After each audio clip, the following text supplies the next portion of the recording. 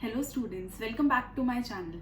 आज की इस वीडियो में हम बात करने वाले हैं इंडियन फॉरेन पॉलिसी की from your very own Indian political scientist Ragini Sachdeva. तो चलिए शुरू करते हैं इंडियन फॉरेन पॉलिसी को डिस्कस करना। जहां पर हमने उन्हें लास्ट टाइम छोड़ा था वहीं से ही उन कॉन्सेप्ट्स को उठाएंगे। सो लास्ट टाइम मैंने बात की थी नेहरू और शास्त्री जी के बारे में, तो आज मैं बात करने वाली हूँ इंदिरा एरा के बारे में और थोड़ा थोड़ा हम उसमें और एडिशन भी करने वाले हैं। सो चलिए इंदिरा गांधी के बारे में पढ़ना शुरू करते हैं।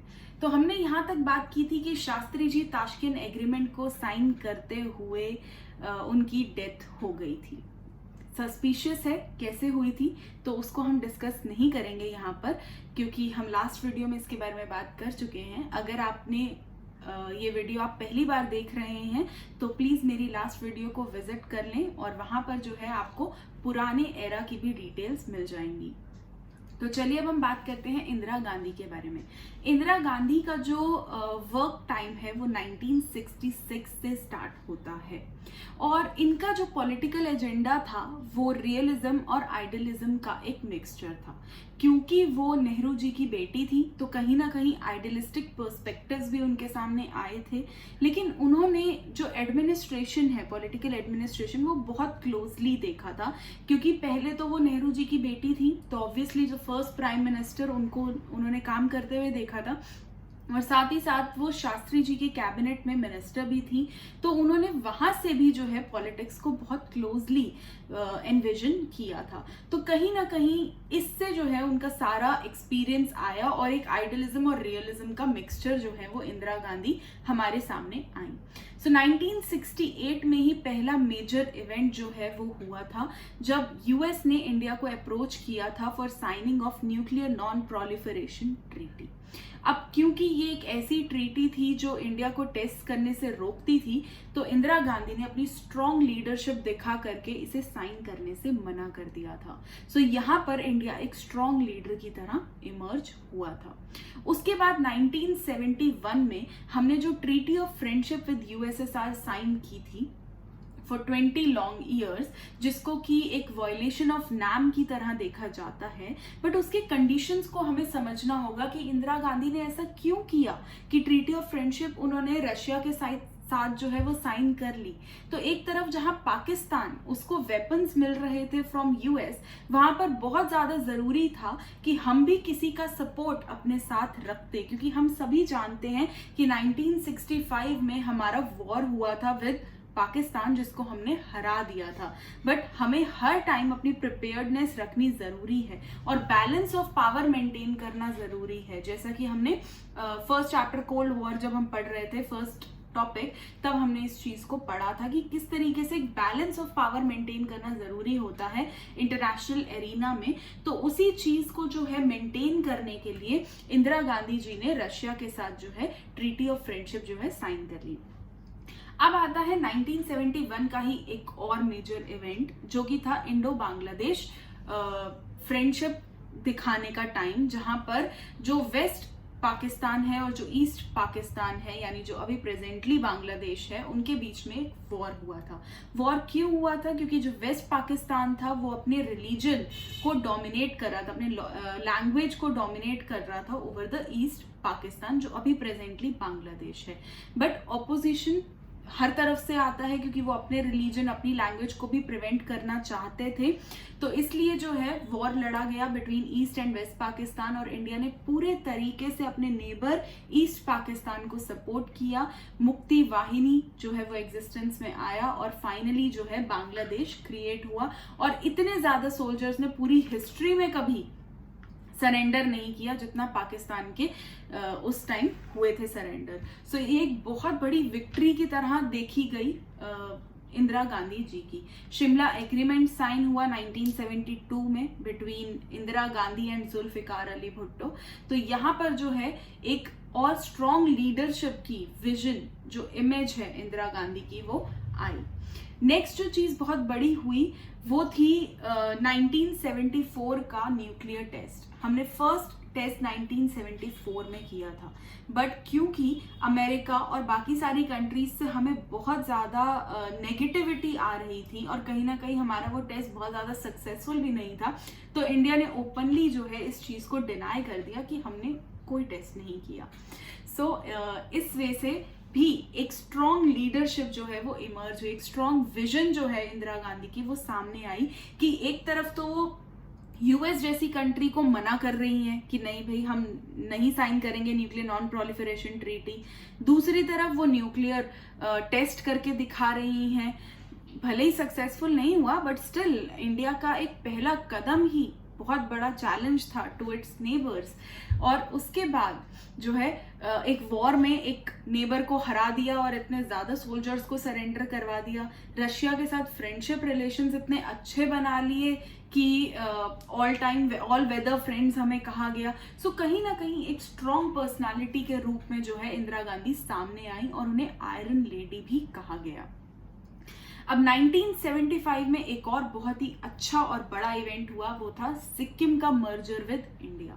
सो 1975 में जब सिक्किम इंडिया के साथ मर्ज कर गया तो ये उनकी डिप्लोमेटिक विनिंग भी थी, एक तरह से उनकी डिप्लोमेटिक, उनकी पॉलिसीज कितनी अच्छी हैं ये चीज भी दिखाई गई।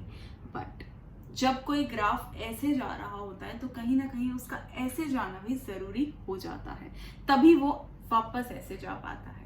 तो इसी तरीके से एक डाउनफॉल जो है वो आया था इंदिरा गांधी जी के पीरियड में, और ये कहीं ना कहीं उनकी ही पॉलिसीज की वजह से था।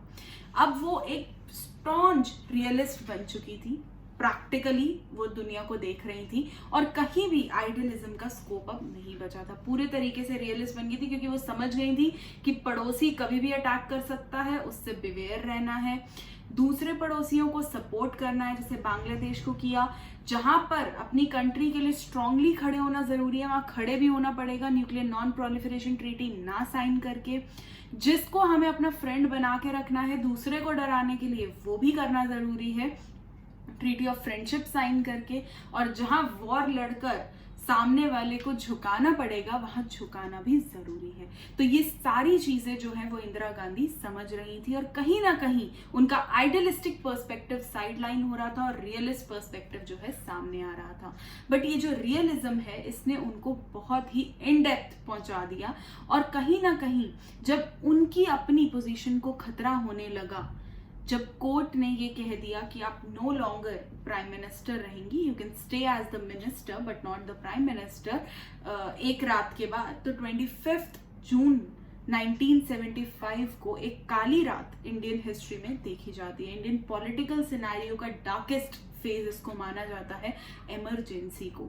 तो इंडिया में नेशनल इमरजेंसी जो है वो इंदिरा गांधी ने उस टाइम लगा दी थी और ऐसा माना जाता है कि जितने एक्सेसेस आज तक इस इमरजेंसी पीरियड में हुए हैं, जितनी गलत चीजें इंडियन सिटीजन्स के साथ इस टाइम हुई हैं, चाहे वो सेंसरशिप ऑफ प्रेस हो, प्रेस को कर्टेल करना, उसकी फ्रीडम छीनना, चाहे कंपल्सरीली जो स्टेरिलाइजेशंस कराए गए थे वो हों, चाहे वो संजय गांधी जी जो मिनिस्टर नहीं थे उनके हाथ में पावर देना हो, चाहे राइट्स छीनना हो, चाहे फंडामेंटल राइट्स को अवैध मान लेना हो।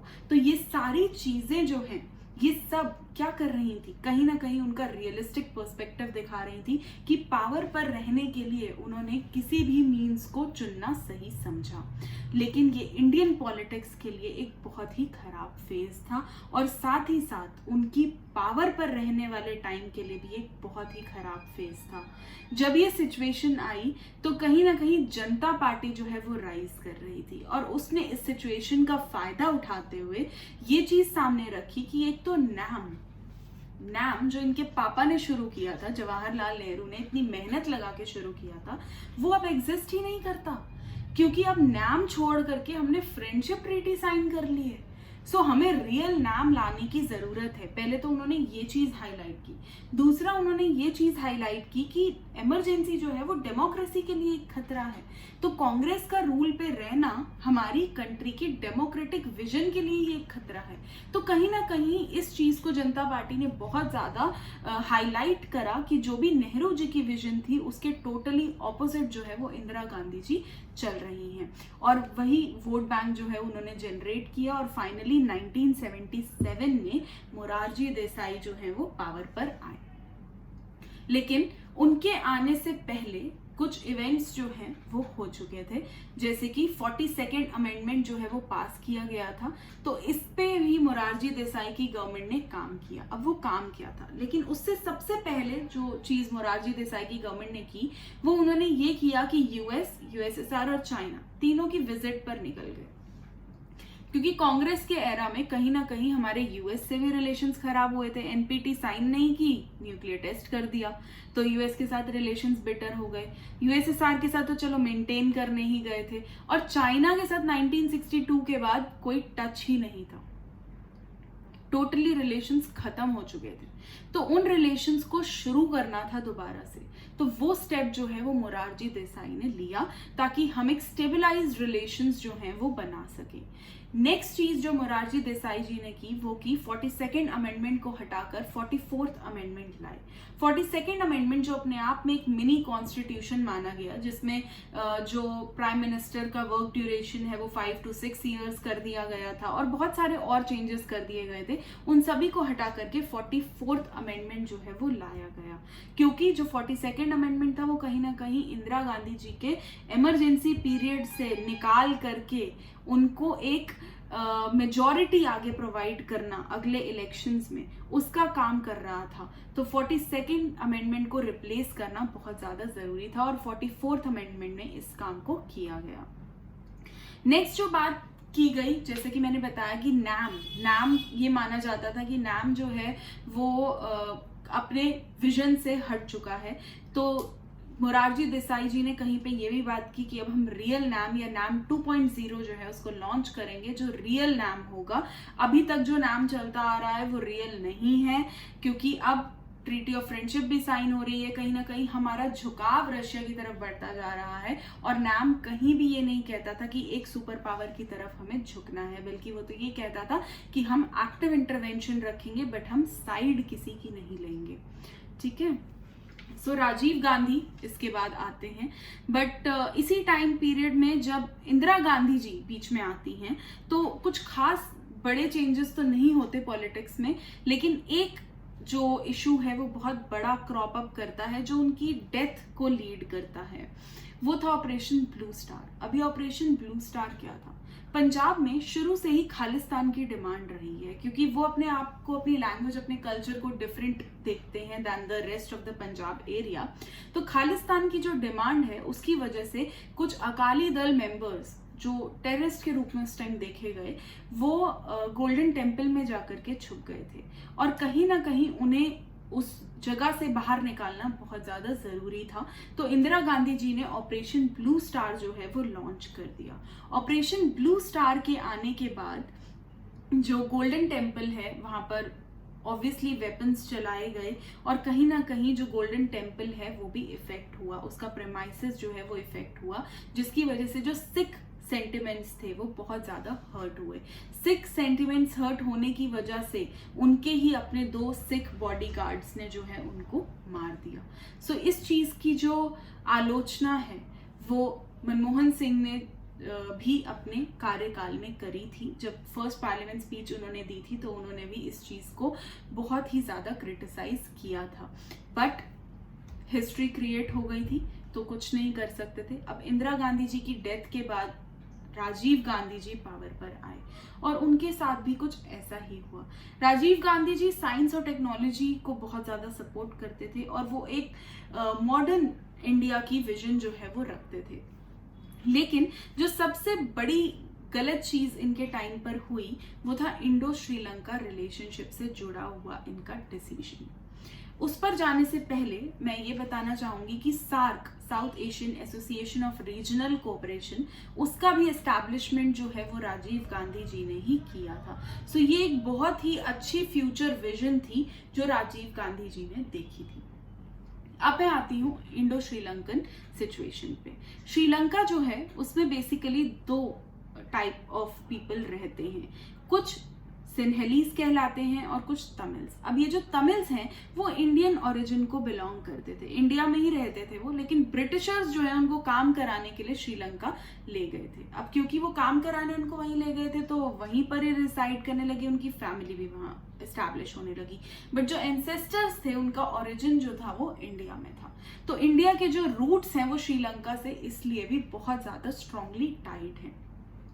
तो अब श्रीलंका में दो काइंड ऑफ पॉपुलेशन है, सिन्हलीज एंड तमिल्स। दोनों के बीच में डिस्प्यूट था ऑब्वियसली कि एक को फेवर करना है, एक को नहीं करना है, गवर्नमेंट एक को सपोर्ट कर रही है, दूसरे को नहीं कर रही। तो तमिल्स को हमेशा एक एलिनेशन सी फील होने लगी थी, क्योंकि सिन्हलीज जो है वो डिमांड कर रहे थे कि जो श्रीलंका है वो हमारा है और यहाँ के जितने भी पर्क्स एंड फेवर्स हैं वो हमें ही मिलने चाहिए। सो तमिल्स जो हैं वो बहुत ज्यादा परेशान हो गए और उन्होंने LTTE नाम की एक ऑर्गेनाइजेशन फॉर्म कर दी, जो कि एक वायलेंट ऑर्गेनाइजेशन थी। इस एसोसिएशन का जो नाम है वो है Liberation of Tamil Tigers Eelam. So Eelam की डिमांड की उन्होंने, एक सेपरेट स्टेट की डिमांड की कि श्रीलंका में तो हमारी कोई नहीं सुन रहा, तो अब हमें एक सेपरेट स्टेट की जरूरत है, एक सेपरेट एलम की जरूरत है, और इसलिए LTTE उन्होंने फॉर्म किया।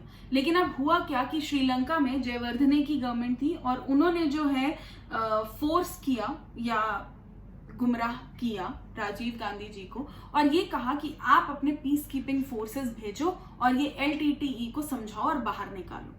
अब राजीव गांधी जी ने क्या किया, उन्होंने अपनी रैशनैलिटी का यूज नहीं किया और उन्होंने जयवर्धने जी की बात को मान लिया, और इंडिया हमेशा से पीस कीपिंग फोर्सेस भेजने में बहुत ही आगे रहता है, तो उन्होंने IPKF भेज दिया LTTE के अगेंस्ट। अब LTTE थे कौन?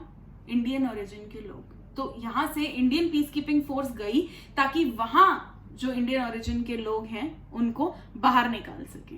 सो यही काम करने जब वो वहां गए तो वहां LTTE जो है वो नाराज हो गए इंडिया से और उन्होंने इंडियन पीस कीपिंग फोर्सेस को ही वहां से बाहर निकाल दिया। तो इंडिया का मिशन भी पूरा नहीं हुआ और जो तमिल्स वहां पर थे वो भी जो राजीव गांधी जी हैं उनसे बहुत ज्यादा नाराज हो गए, जिसकी वजह से उनको एक इवेंट में जो है किसी ने मार दिया, श्रीलंकन नहीं ऑफ कोर्स। तो ये जो सिचुएशन थी ये बहुत ज्यादा क्रिटिकल होती जा रही थी, तो स्टेपिंग इन भी हमारे लिए बहुत ज्यादा रिस्की रहा था उस टाइम। तो राजीव गांधी जी का ये जो डिसीजन है वो इतना भारी पड़ा उन्हें कि उनकी लाइफ तक ले ली उस डिसीजन ने। सो ये जो सिचुएशन बनी इंडियन पॉलिटिक्स में, ये चेंज हुई with coming of Narasimha Rao ji, जिसको मैं नेक्स्ट वीडियो में डिस्कस करूंगी। Till then, if you like the video, please like, share and subscribe. Thank you.